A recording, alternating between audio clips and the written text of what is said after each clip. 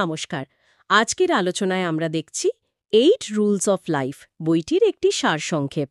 মানে আমাদের কাছে যে সূত্রটা আছে সেখান থেকে আমরা জীবনের ভারসাম্য, মানসিক শান্তি আর সাফল্যের জন্য কিছু জরুরি নিয়ম একটু বুঝে নেওয়ার চেষ্টা করব।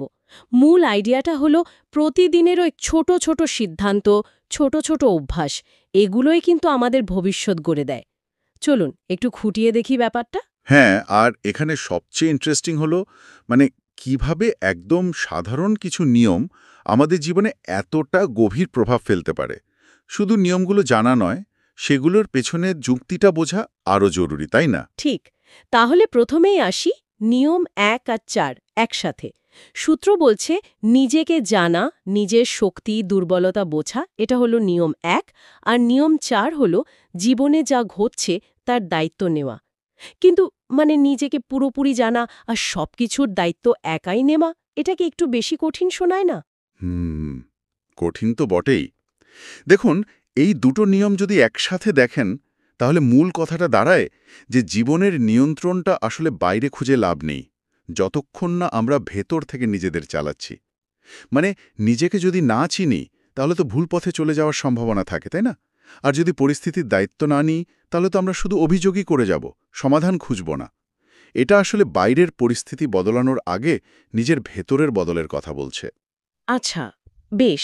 এরপর আসছে নিয়ম 2 আর 5। নিয়মিত শৃঙ্খলা বজায় রাখা আর শরীর ও মনের যত্ন নেওয়া। সূত্র বলছে অভ্যাস আমাদের চরিত্র গড়ে, আর সুস্থ শরীর মানে সুস্থ মন। কিন্তু প্রশ্নটা হলো, এই যে ছোট ছোট অভ্যাস, ধরুন রোজ 10 মিনিট হাঁটা বা ঠিক সময় ঘুমানো, এগুলো কি সত্যিই কোনো বড় পার্থক্য তৈরি করে, নাকি শুধু মন ভালো রাখার ব্যাপার? না না, পার্থক্য অবশ্যই তৈরি করে। দেখুন, প্রতিদিনের এই আপাত দৃষ্টিতে ছোট কাজগুলো অনেকটা স্নোবলের মতো জমতে থাকে। ধরুন কেউ রোজ সকালে উঠে নিজের বিছানাটা গোছালো, খুব সাধারণ কাজ। এটা শুধু ঘরটাকেই পরিপাটি রাখছে না, দিনের শুরুতে একটা কাজ শেষ করার একটা মানসিক তৃপ্তি দিচ্ছে। এই যে ধারাবাহিকতা, এটাই আত্মবিশ্বাস বাড়ায়, পরে বড় কোনো চ্যালেঞ্জ নিতে সাহস যোগায়। আর শরীর ভালো থাকলে, মন স্থির থাকলে অন্য নিয়মগুলো মানাটাও সহজ হয়। যেমন ধরুন নিয়ম 6, সততা। শরীর মন বিক্ষিপ্ত থাকলে কি আর ঠিক সিদ্ধান্ত নেওয়া যায়? ঠিক বলেছেন। আচ্ছা, দুটো নিয়ম বেশ অন্যরকম। 3 নম্বর নীরবতা আর একাকিত্বকে গুরুত্ব দেওয়া। আর 8 নম্বর অন্যকে সাহায্য করা। একদিকে একদম নিজের সঙ্গে সময় কাটানো, অন্যদিকে অন্যের জন্য কিছু করা। এই দুটো কি একটু বিপরীত মনে হচ্ছে না? মানে কিভাবে একসাথে কাজ করে? দেখতে হয়তো বিপরীত মনে হতে পারে, কিন্তু আসলে এরা একে অপরের পরিপূরক।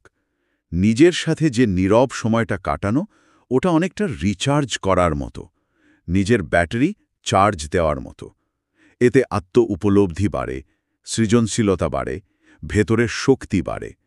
আর অন্যদিকে অন্যকে সাহায্য করা বা পরোপকার, এটা আমাদের জীবনে একটা অর্থ খুঁজে পেতে সাহায্য করে।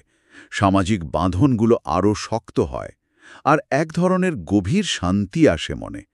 তাহলে দেখুন, একটা শক্তি জমাতে সাহায্য করছে, অন্যটা সেই শক্তিটাকে ভালো কাজে লাগানোর পথ দেখাচ্ছে। দুটো মিলেই জীবনটা পূর্ণ হয়। ও আচ্ছা, বেশ ইন্টারেস্টিং। আচ্ছা, সব শেষে আলোচনা করা যাক নিয়ম 7 আর 6 নিয়ে। চ্যালেঞ্জকে সুযোগ হিসাবে দেখা নিয়ম 7, আর সত্য ও সততা বজায় রাখা নিয়ম 6। সূত্র বলছে সমস্যা থেকে শেখা যায়, আর সততায় হলো বিশ্বাস আর সাফল্যের ভিত্তি। এর বাস্তব প্রয়োগটা ঠিক কেমন হতে পারে? এর মানে হলো, জীবনের যে ধাক্কাগুলো আমরা খাই, সেগুলোকে ব্যর্থতা না ভেবে শেখার একটা সুযোগ হিসাবে দেখা। ধরুন কেউ হয়তো ব্যবসায় বেশ ক্ষতির মুখে পড়ল। এখন এটাকে শুধু লোকসান না ভেবে যদি সে কারণটা খুঁজে বের করে, বিশ্লেষণ করে, আর পরের বার সেই ভুলটা এড়িয়ে যায়, তাহলে ওই ক্ষতিটাই কিন্তু তার ভবিষ্যতের সাফল্যের একটা সিঁড়ি হয়ে গেল। এটাই চ্যালেঞ্জকে সুযোগে পরিণত করা। আর সততা, সেটা তো আসলে সম্পর্কের মূল ভিত্তি, ব্যক্তিগত জীবনে হোক বা কাজের জায়গায়। বিশ্বাস একবার ভেঙে গেলে সেটা জোড়া লাগানো প্রায় অসম্ভব, তাই না? তাই দীর্ঘমেয়াদী সাফল্য বা সুস্থ সম্পর্কের জন্য সততার কোনো বিকল্প হয় না। তাহলে এই পুরো আলোচনা মানে সারসংক্ষেপ থেকে যা বোঝা গেল, 8 রুলস অফ লাইফ আসলে এটাই শেখাচ্ছে যে খুব বড় বা জটিল কিছু নয়, বরং প্রতিদিনের ওই ছোট ছোট ইতিবাচক পদক্ষেপ, অভ্যাস আর সিদ্ধান্তের ধারাবাহিকতাই একটা শান্ত, অর্থবহ আর সফল জীবন গড়তে পারে। একদম। আর সবচেয়ে জরুরি বিষয় হলো, এই নিয়মগুলো কিন্তু আলাদা আলাদা নয়, এরা একে অপরের সাথে জুড়ে আছে। যেমন নিজের যত্ন নেওয়ার শৃঙ্খলা নিয়ম 5 যদি তৈরি হয়, তাহলে কঠিন পরিস্থিতিতে ধৈর্য ধরে চ্যালেঞ্জ মোকাবেলা করা বা অন্যের প্রতি সহানুভূতি দেখানো নিয়ম 8 এগুলো সহজ হয়ে যায়। একটা নিয়ম মানা শুরু করলে দেখবেন অন্যগুলো মানতেও সুবিধা হচ্ছে। এই আলোচনা শেষে একটা ভাবনা আসছে মনে। এই যে 8টা নিয়ম, এর মধ্যে এমন কোনো একটা ছোট, খুব সাধারণ পদক্ষেপ কি আছে যা হয়তো আজ থেকেই শুরু করা যেতে পারে, আর যা হয়তো আমরা টেরও পাবো না, অথচ জীবনের অনেকগুলো দিকে ইতিবাচক পরিবর্তন আনবে?